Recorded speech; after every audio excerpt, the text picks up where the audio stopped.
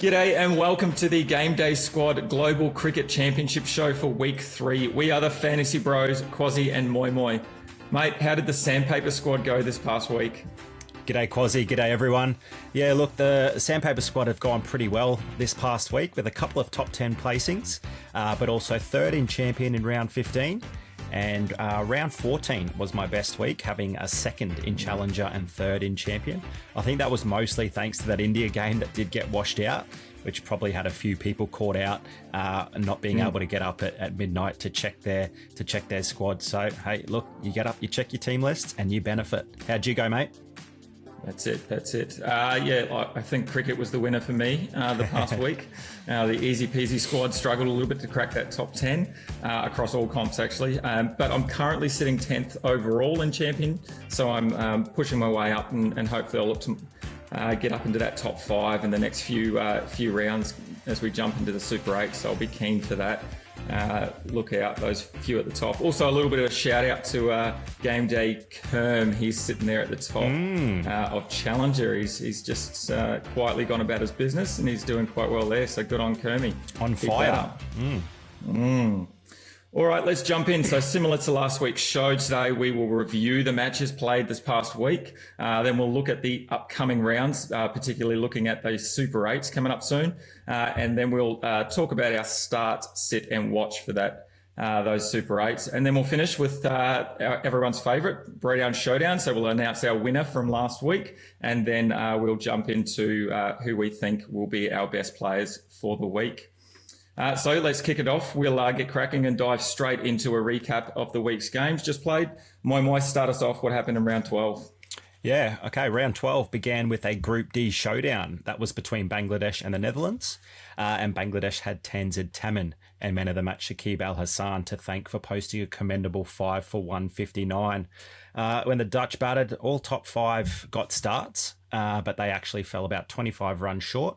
And Rashad Hussain was the best bowler for Bangladesh. He took 3 for 33, but it was Shakib 64 off 46 that proved the difference. He top scored with 91 GDS points. All eyes were then on England with their clash against Oman, as they needed a huge win to boost their flailing net run rate, which was currently sitting well behind Scotland. But unfortunately, the English needed just 80 balls to dismiss Oman for 47. And Adil Rashid was just unreal. He was the pick of the bowlers. He took 4 for 11 on his way to 105 GDS points. The English batsmen then only needed 19 balls to chase down that small target, and that just hoisted that net run rate well above Scotland. But it's a shame that innings didn't go longer, actually, as Joss Buttler scored 24 off 8. And look, that could have been anything. He could have had a huge score for GDS had that target have been higher. We then had Afghanistan against Papua New Guinea to finish off round 12. And after their early defeat of New Zealand, look, Afghanistan came into this matchup full of confidence, knowing that a win would book a spot in the Super 8s.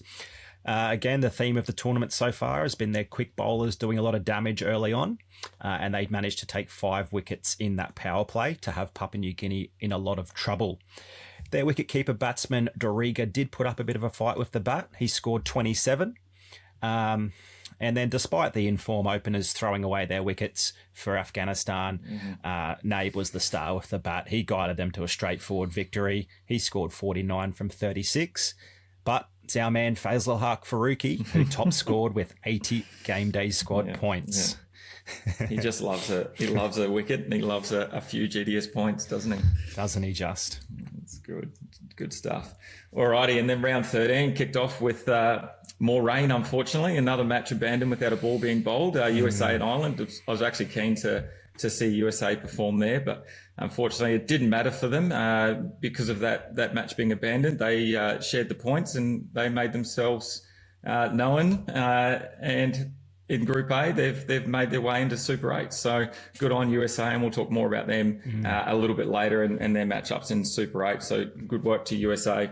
Round 13 continued with South Africa versus Nepal, and this was an absolute cracker. What an a massive game for Nepal, and I don't know about anyone else, but I suddenly found myself an absolute Nepalese fan. I was cheering them on in that last over, and unfortunately they fell 1 run short of that super over. A little bit of a mix-up and probably not enough time with some of those Nepalese players with the bat and running between wickets to know they needed to slide and get themselves safe. So unfortunate there. And it was actually the Nepalese opener, Bertel, who's top scored in the match with 115 GDS points. And that was thanks to taking 4 wickets off his 4 overs of spin and then scoring 13 with the bat as well, with a 4 and a 6 there to round it out. So good on Nepal, and we'll talk again more about their success they've had. And then at the end of that round, we finished with New Zealand, Uganda. And I think last week on the preview, you said that there wasn't a world where New Zealand would lose to Uganda. And then obviously New Zealand finally had a win on the board there. And once again, it was our bowlers that did all the damage, in particular our quicks that made quick work of Uganda. Our top order batsmen in particular have struggled all tournament, and they continue to struggle. But I guess the other thing is not much can be expected when they're chasing down 40 runs to gain victory there. But it was Tim Southey who actually finished on 99 GDS points after taking 3 wickets from his 4 overs, which included a massive 20 dot balls. Unfortunately for New Zealand, just a little bit too late with their run. And we were hoping for an Afghanistan loss the day before to give us any chance, but that didn't happen. So unfortunately, we were knocked out of the comp, and we had one more game that we'll talk about soon. But yeah, that was our round 13. So let's jump into round 14. Yeah, just quickly on that. Don't you wish, like, in a perfect world, New Zealand could have come up against Uganda with their first match? I feel like the tournament may have shaped out completely differently. They could have got all the rust off against Uganda. They still would have scraped a victory. But we saw how bad they started the tournament, and that pretty much defined the rest of the tournament going forward. That one poor match to begin, and that was the end of them. So see how important scheduling is, hey, and things could have been completely different. But that's cricket, I guess. Correct. Round 14, not much to report for the first match, unfortunately, with India and Canada a washout due to that severe flooding that continued in Florida.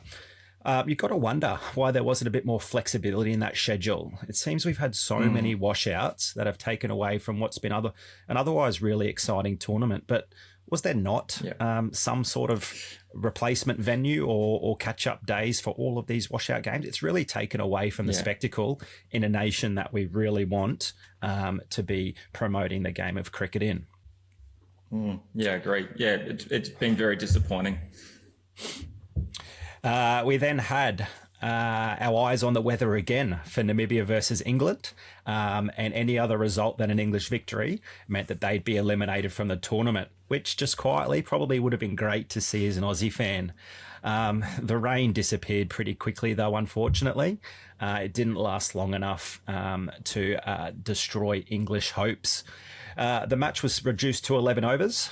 And the English batted first, and they scored 5 for 122, which was just over 12 and over. So a really good batting performance. Harry Brook top scored with 47 off 20, notching up 75 GDS points in the process. And I love this. Namibia grit their teeth in their reply. They fell 40 runs short, but they still only lost 3 wickets. So you got to wonder, do they have a bit left in the tank? Who knows? But look, after this match, the fate of England still wasn't secured, and their fate rested on the outcome of the Aussies versus Scotland game, with a win to Scotland, meaning that they would progress to the Super 8s at the expense of their UK brothers. And all for about 5 or 6 overs of that match, it looked like a Scottish miracle in the making, didn't it? The platform was set after a blistering display from batsman Brandon McMullen, who continued his hot form, scoring an impressive 60, which included 6 sixes. The Scottish went on to score a more than competitive total of 180. But I guess something has to be said about the Australian fielding. They dropped, I think, 6 catches in that innings, which was a World Cup record for the most drops in a match. Was Was that a bit of foxing going on to make the English sweat a little bit? I guess we'll never know.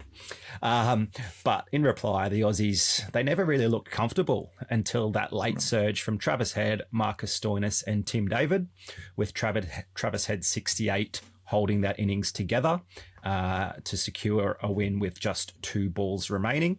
And he was the top scorer with 89 game day squad points. And look, in that last probably 2 overs, I think Scotland dropped 2 pretty not too difficult catches, I don't think, but they had a bit of work to do, and that could have changed that whole game as well. So we can look at the 6 drop catches from Aussie and go, was it a bit of gamesmanship? But I think Scotland had every chance to win that as well, and unfortunately they just couldn't get it done. Yeah, that's right. All right, and to round 15, Pakistan versus Ireland, and rain continued to play havoc. Yeah, I guess that's the theme of the last week.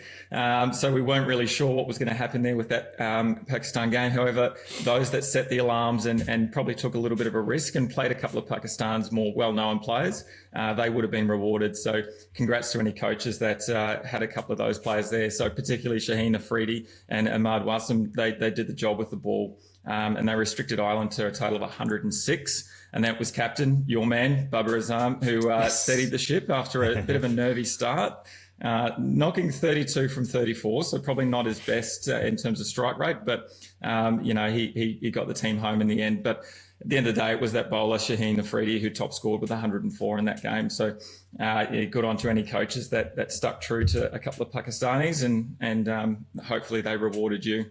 So next up, we had Bangladesh versus Nepal, and another cracker of a match. And I think I've continue to say that for Nepal. They have really just, shone in this tournament. I think even though they haven't had a victory, they've come close a number of times. And I think they've really solidified their spot in the international scene. And hopefully they get a few more matches under their belt and get a bit more experience. Unfortunately, my man Tanzid Temim, he lost his wicket. First ball of the game, and maybe cost me Brodown Showdown. We'll have a little look later on, and we'll see. That set that Nepalese tone early in that innings, and they ended up restricting Bangladesh to 106 runs, which was unreal. Unfortunately, just a little bit too much, and they fell 21 runs short in their innings, and it was the pace bowling of Tanzim Saqib that made all the difference, along with Rahman there. They took 7 wickets between them, and it was Tamsin who top scored in that match with a massive 141 GDS points. And then finally that round, we had Sri Lanka versus Netherlands, and to finish this penultimate round, we had this game here, and I guess Netherlands had everything to play for. They probably had an eye on the previous game. They were happening concurrently, so they probably were thinking, that first innings there of 106, and Nepal could chase that down, and Netherlands could be in with a chance here. We just have to, make quick work of Sri Lanka, but unfortunately it wasn't to be. Netherlands weren't able to secure that spot, and I guess Sri Lanka probably had their best game of the tournament, I think, against them. They weren't able to limit Sri Lanka to less than 10 runs and over. So, like I said, probably the best batting performance that Sri Lanka have had so far. And it came all in with Kasul Mendez. He fell just short of a half century, unfortunately. I think it's 46 runs, and Asalanka did as well. So they both, had a really good match. And it was Mendez who scored that quick fire 46 and ended up with 5 fours within that to finish on exactly 100 GDS points. So he did ton up in a way. So good on Sri Lanka to finish that tournament well. Huge, yeah. They're probably ruining a lot of their earlier matches as well, where they played really well against the Netherlands, to the standard that we probably expected them to show throughout the tournament, but they just weren't consistent enough. All right, and round 16, which was the final round of group matches. You wouldn't believe it, but again, the weather delayed the start to the New Zealand and Papua New Guinea game. I actually got up at 12:15 to check team lists, and ahed about keeping Kiwis in my squad in the hope that they would get on the field and roll Papua New Guinea, but I wanted to play it safe just in case the match got restricted. So I took them all out of my lineup. Unfortunately, the match went ahead. They didn't lose any time, and the Kiwis scored an absolute bag of game day squad points. It looked like Papua New Guinea really wanted to spend time at the crease for their final outing of the campaign, as they batted for all bar 2 balls of those 20 overs. Despite that, they still only managed to score 78 runs. Look, I had to double check the scorecard here, but quick bowler Lockie Ferguson had one of the more impressive displays in cricket history. His stats: 4 overs, 4 maidens, 3 for 0. Not 1 run scored from his bowling across the entire 24 balls. Is that not just ridiculous? It's crazy. It's better than 6 sixes for sure. Oh, absolutely. And this meant a massive 148 points for Game Day Squad, which I took out of my team hours prior. But let's move on. In reply, 79 was never going to be a concern, as the Kiwis chased down that total inside 13 overs. Captain Kane was there at the end, but he, along with the very proud sporting nation of New Zealand, will be fairly disappointed with their cup efforts as they now bow out of the tournament. Yeah, very disappointing. I also left a Diamond Ferguson on the bench for that game. I did risk it. I took a risk and played a couple of Kiwis. I Bolt in there. It is Bolt's last T20 game, so I thought he would have a big one, but left Lockie Ferguson Diamond there. That would have secured me probably a top 3 spot. But ouch. We move on. Plenty more matches to get back into those top 3s. That's right. All right. And the final match of the group stages saw the West Indies take on Afghanistan, which actually meant little in terms of tournament progression, as both teams had already secured their spot in the 8 following wins over New Zealand earlier in the tournament. Afghanistan was probably going to rue their decision of sending the Windies in, as they got off to an absolute flyer, going at an incredible 15 runs per over in that 6-over power play.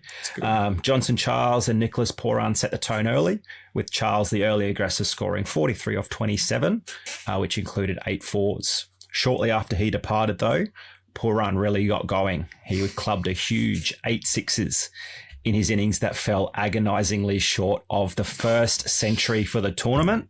He was run out in incredible fashion for 98. It was a direct hit from the boundary, which sealed his fate. But apart from the personal milestone that he fell short of, GDS owners would sure be happy with his points, as he bagged 136 as the top scorer. That run chase of 218 couldn't have started worse for Afghanistan. They conceded a wicket maiden to Hussain in the opening over. All of the West Indies bowlers chipped in for the wickets column, but the chase never really found any momentum, and the West Indies will certainly have their tails up after skittling Afghanistan for just 114. And it was good to see West Indies, play a couple of different players in this game, and McCoy actually took a couple of wickets as well. So they've probably got some good depth there for the back end of the tournament. You're just saying that because you played him in your team, didn't you? I may have. Well done. Mate, before we jump into segment 2, I'm going to throw a little curveball at you. We've had 3 disappointing teams in this tournament, I think: Sri Lanka, Pakistan, and New Zealand. For you, who's the most disappointing team? Well, it's probably going to be your answer as well with New Zealand, but I'm actually going to say Pakistan. I really thought Pakistan might be a dark horse for this tournament, with such a sort of well-rounded team with a couple of good all-rounders through the middle of their batting lineup. Also, their top order is pretty strong, with Baba, being the second most run scorer in history. And then that bowling lineup with Harris, Ralph, and a few others can be really good on their day as well. And it wasn't like they had a super difficult pool. It was just some pretty poor play, some inconsistent play. The batsmen never got firing, and they probably performed well below expectation, and they'll go home pretty upset. I think I read an article about a whole heap of disharmony in their camp, with some leadership concerns, and people weren't buying into the culture. So I guess that might explain some of their poor results. But look, they'll need to get their heads together and work out what went wrong pretty quickly, because they're a nation that should not be struggling in a tournament like that. And look, they had probably the team to get through to the semi-finals if all things went well. What do you reckon? Yeah, I'd probably agree with you, actually. I think that, I look at it from the point of view of a New Zealand supporter, and they were very disappointing. But I think our bowlers did stand up at times, and they had probably a good tournament, particularly our quick bowlers that we've already spoken about. So, and I think our batsmen just have not had enough time at the crease. You look at Williamson's preparation, 2 very short innings in the IPL. You look at Conway's preparation of absolutely 0 games for, almost a year or just over a year. So I think our batsmen were probably disappointing, but I tend to agree that Pakistan, in terms of their, well-rounded side, they will probably go home super disappointed and probably be looking at changes and what they can do, coming into the tournament in a couple of years' time. Perfect. All right, let's jump into segment 2 then. So we're going to preview all of the upcoming important Super 8 matches. So the way Super 8s work, if you aren't all around everything T20 World Cup, is teams have been split into 2 groups, and they'll play a mini round robin within their groups. And then at the end of that, we'll take the top 2 teams from each group, and they progress into the semi-finals. So let's jump in, have a look at who we think we will be targeting from each match. Moi, let's go one match at a time for this preview, and let's conclude that with our overall start, sit and watch for the Super 8s. You want to kick us off with round 17? Sounds good, mate. Yeah, round 17. How good's this? The US making it to the next stage. Will it put cricket on the map over in the States? Who knows? But it certainly can't be a bad thing. Look, this matchup will probably come down to the aggressive batting of the Americans versus that exceptional bowling attack of South Africa. If the US top order can get going in the power play and put some pressure on that bowling, then who knows? We may see something special. But I think Nortje from South Africa, his pace and swing is just going to provide too many issues for the US. He's got the experience, and he'll headline my bowling attack in round 17. Yep, good option. Next up, round 17, we have West Indies versus England, and what a juicy matchup this is. The West Indies will host England at Darren Sammy Stadium. So we just saw the West Indies push that run rate well above 10 runs and over. 218 was their total. So the runs could be flowing here. And earlier in the tournament, England allowed the Australian top 3 to score an average of 48 batting points. So I'll be looking at, that same player again for the West Indies, the wicket-keeper batsman, Nicholas Pooran, to take the confidence of the 98 off 53 against Afghanistan into this game. And I think he will once again score quite well. So I'll be looking to lock him into my squad for round 17. Excellent. You and me both, mate. All right, round 18 sees Afghanistan take on India. And look, despite that loss against the West Indies, Afghanistan will be riding high. Many expected them to play well, but probably not progress to the Super 8s, given that tough group that they found themselves in. But it doesn't get much tougher than this now, a matchup with India in Bridgetown. India have been well below their standards, and they'll probably look to ramp things up and come out firing and really set the tone for their Super 8 campaign. To do that, they'll need to get on top of Faisal Haq Farooqi, who's been dominant with the ball so far, despite not taking a wicket against the West Indies today. So I'm going to back Rohit Sharma to flex his muscles, make life difficult for the big quick, and go on and score a big one. Yep, good option. I think there's a few batsmen there that we'll be looking at and having a chat about a little bit later as well for the Indians.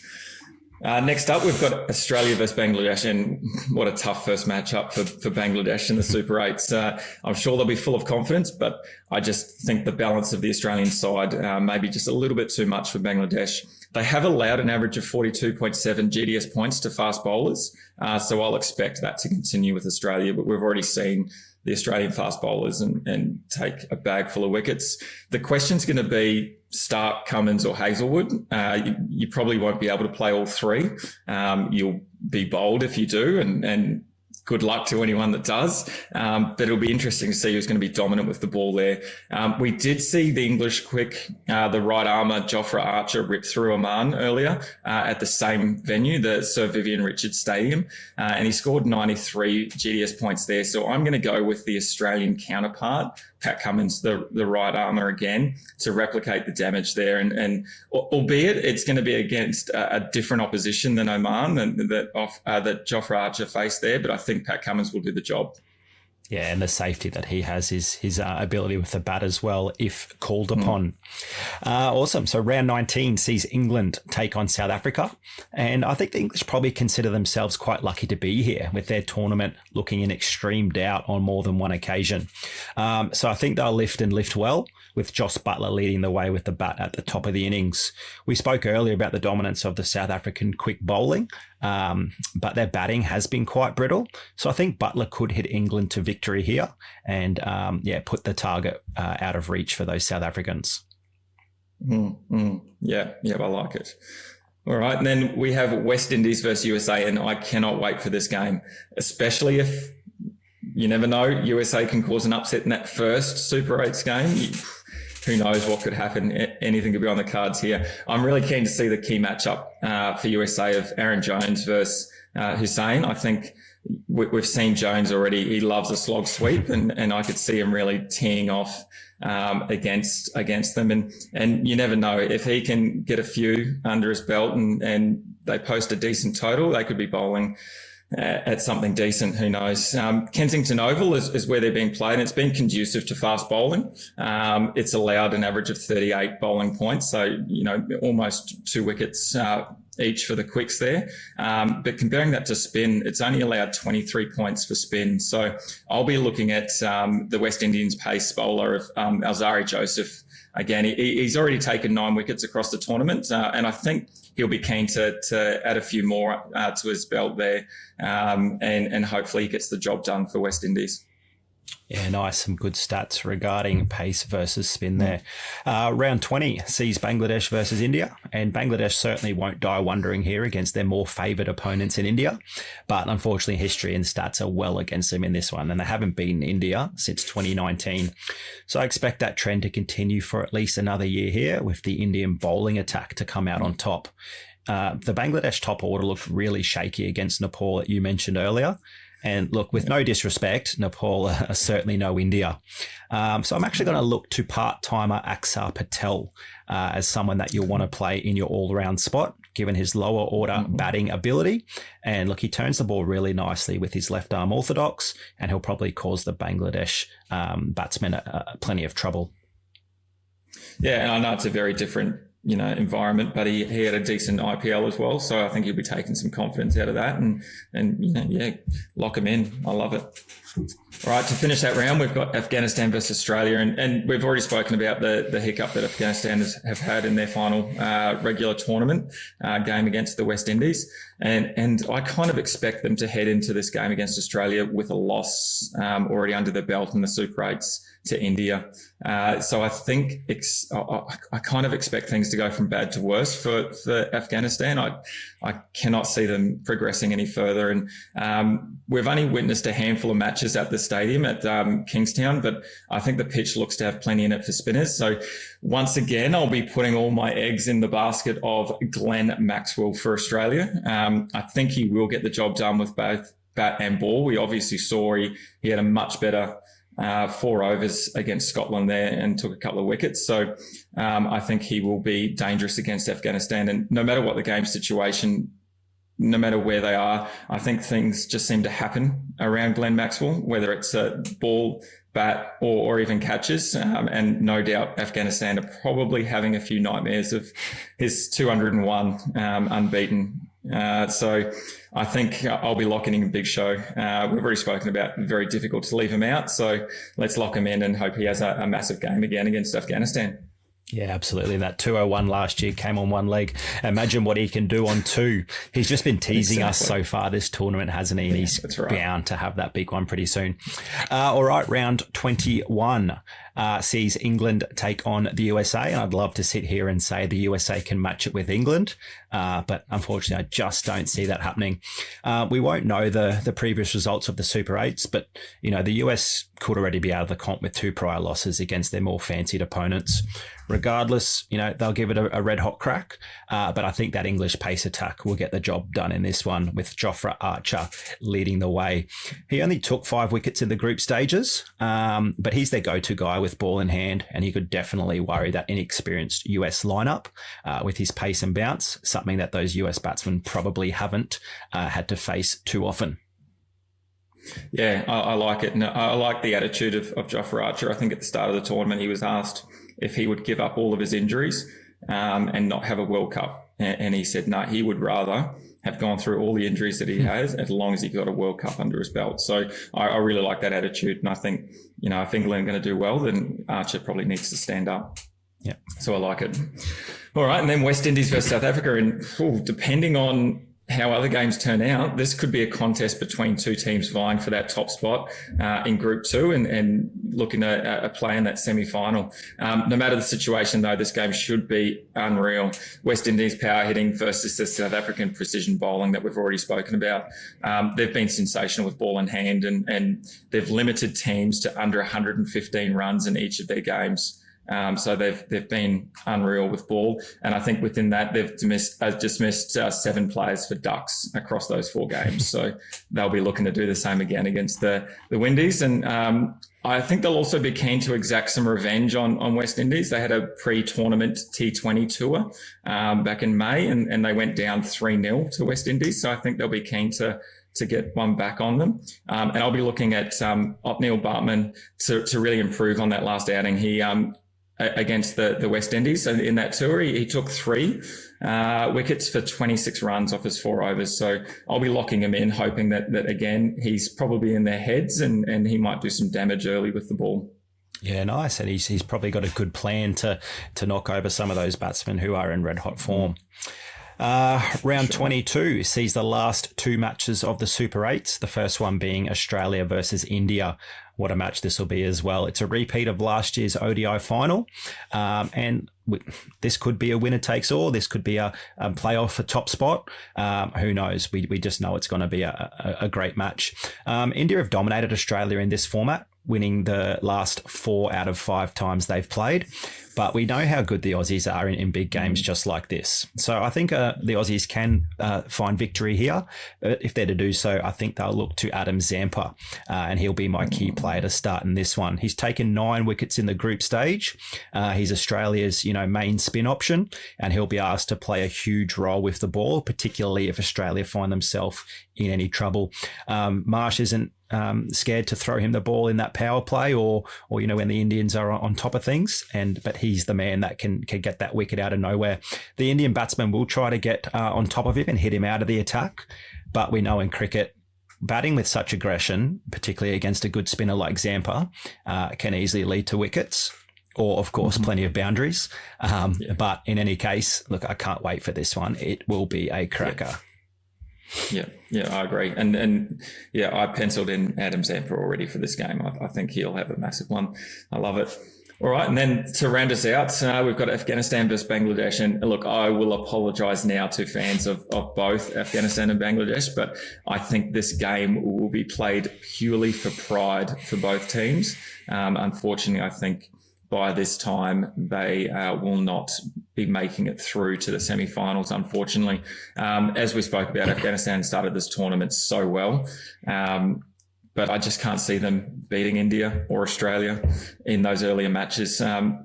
If they manage to cause an upset early, then this could have huge ramifications, I think, for Afghanistan in this game, but we'll just see how we go there with that one. Again, this game's played in the spin-friendly Kingsdown pitch, so I expect Rashid Khan to really get a bag full of wickets. He's been pretty quiet. He's only had a couple of wickets and I think 6 for the tournament so far, so I think he'd be really keen to get a few more, and we know what he can do with ball in hand. We've seen it across all formats and across all competitions, particularly T20. So I think he'll be pretty keen to have a good crack at Bangladesh. And we've seen Bangladesh really struggle with some of the spinners earlier on in the tournament. So Maharaj, Dutt and Hazaranga have all dominated Bangladesh with spin. So I expect the same again.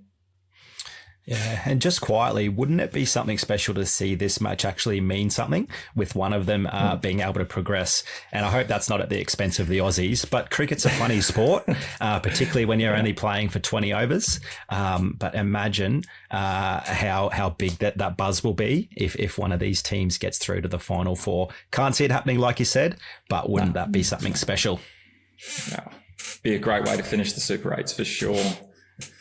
All right, so that was our preview. We're now going to jump into our start, sit and watch. We'll choose one player we think we absolutely must start in our GDS squads, one player we probably will sit, and then one player that we will keep an eye on and watch, given some question marks around their performance or their spot in the team. So Moi Moi, who are you starting, sitting and watching for the Super 8s? Yeah, look, I'll be starting batsman Joss Buttler in all of England's matches. He hasn't had that one big score yet, but he looked really impressive with his 42 against Australia. And then you can't really read a lot into his 24 not out against Oman or the duck he got against Namibia when he just went out all guns blazing and threw his wicket away in a near meaningless match. During the Super 8s, he'll have a lot more time at the crease, you'd expect. And if England are to go deeper in the tournament, it'll be his leadership and runs at the top that will get them there. So I think I'll start him with confidence. And the good thing is you can put him in your wicketkeeper spot or your batsman spot. So plenty of flexibility there. My sit will be Afghanistan's wicketkeeper batsman Gurbaz. He lit up the tournament early with that incredible opening knock of 76 against Uganda, and then he smashed the New Zealand attack all around the park on his way to 80. But look, on that occasion, he actually had a number of chances go down that the Kiwis would be ruining in that really rusty first match. So they could have claimed his wicket really early on, and he could have gone really cheaply, and we wouldn't be talking about the form that he was in at the start of that tournament. Like, we just recently saw him get knocked over for a duck against the West Indies, I think 3 balls. So I feel he's had his big scores for the tournament. And with matches against India and Australia, and then, of course, Bangladesh, there'll be other keepers and batsmen I like that will find their way into my team ahead of him. So I'm happily going to sit Afghanistan's Gurbaz. And then my watch is going to be Aaron Jones from the USA. I don't think he'll find his way into my batting lineup, given he'll be playing as an underdog in all 3 Super 8 matches. But he's my watch because of the way he's played without fear against some of the best bowlers in the world. If he scores well and he's not in my team, then I'll still be happy and I'll still be smiling. He scored that 94 not out. He went on to score 36 not out and then 11 in his 3 group stage matches. So only being dismissed once. He's got an average of 141. But South Africa, the West Indies and England, 3 powerhouses. They're going to prove a much more difficult opponent. It's been a great tournament for the US, especially Aaron Jones. So it'll be a big watch on him. Yeah, it'll be interesting. If he gets a big score in that first game, do you then chase the points and play him in that second game? It'll be tough. I would think I'd be close to. I wouldn't, Can he go back to back? Yeah. We'll see.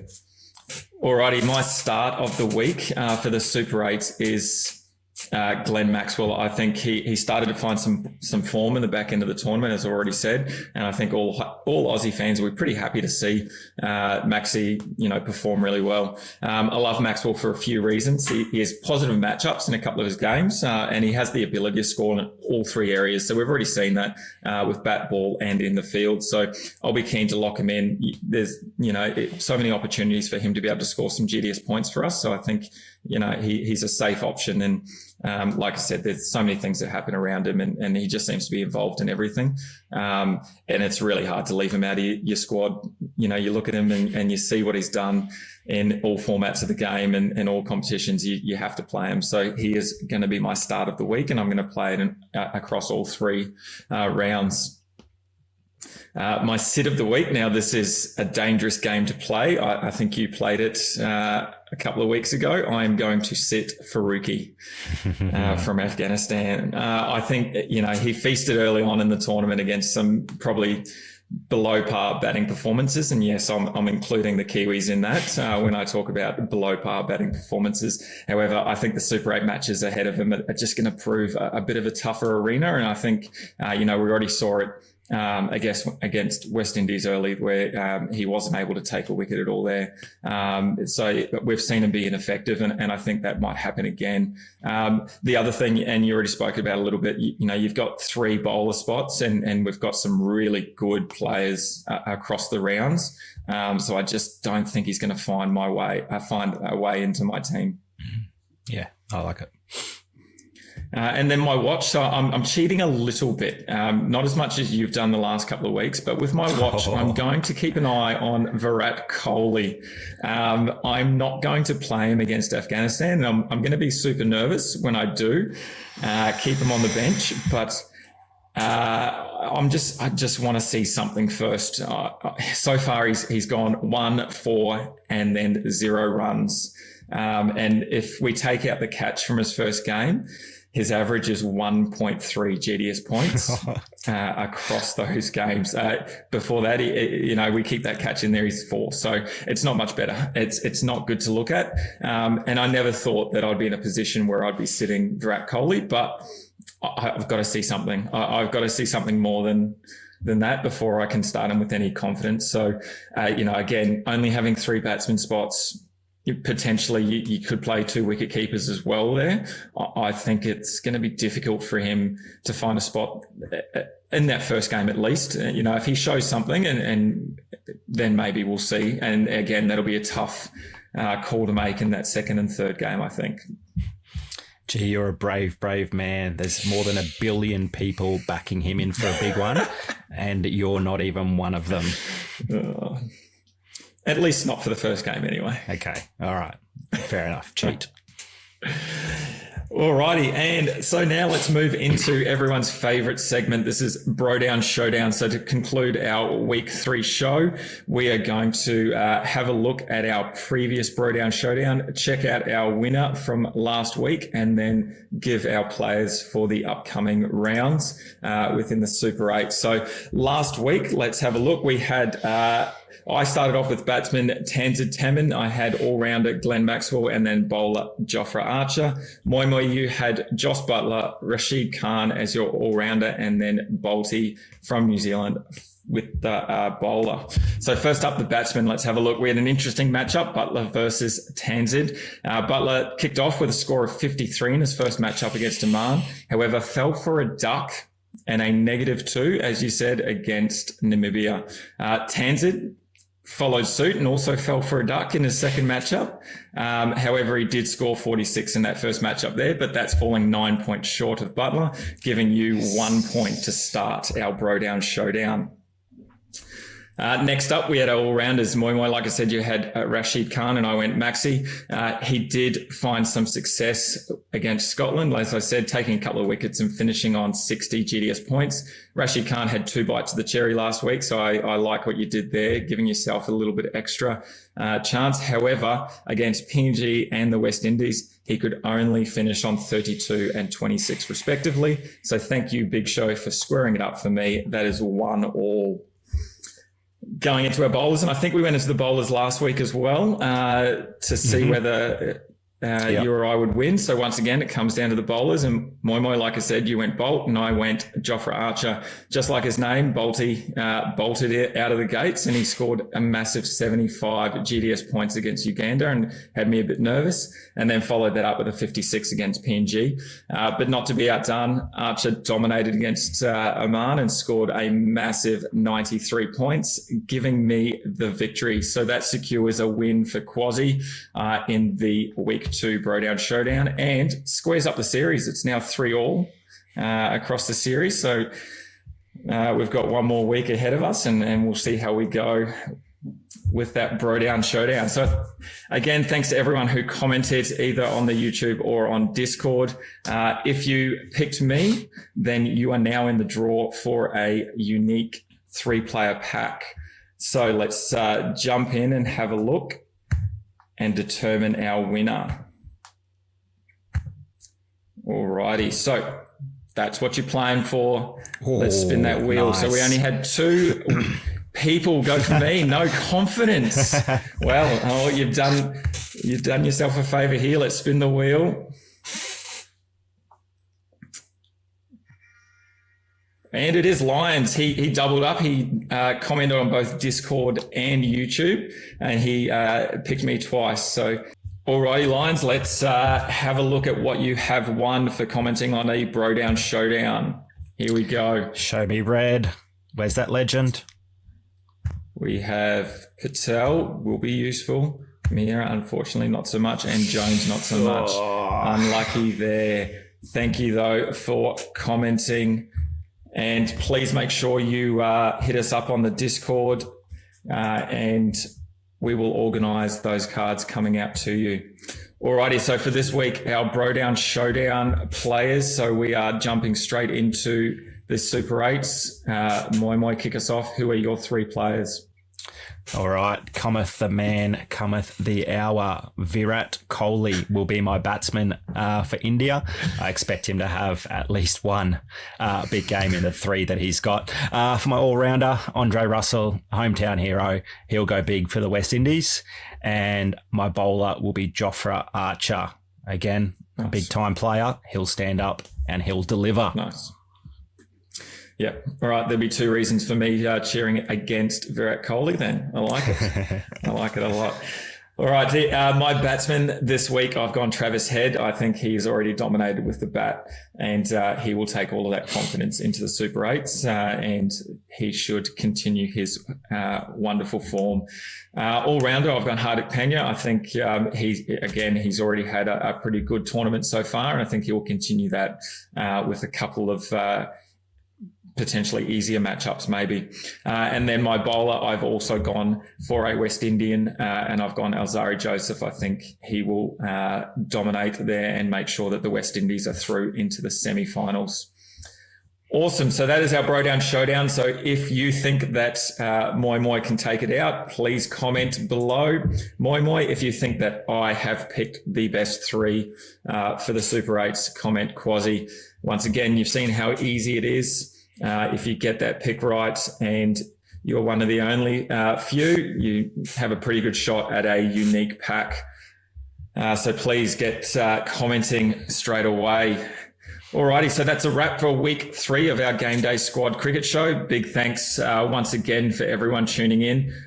Make sure you please go ahead and follow, like, subscribe, all of those good things, both GameDay Squad. And make sure that you check us out as well on your favorite socials at Fantasy Bros AU. Thank you very much for a wonderful week. We look forward to a massive round of Super 8s and we'll catch up with you next week to see how everyone went. Good luck, but not too much. Have a good one. Thanks, guys. See you, everyone.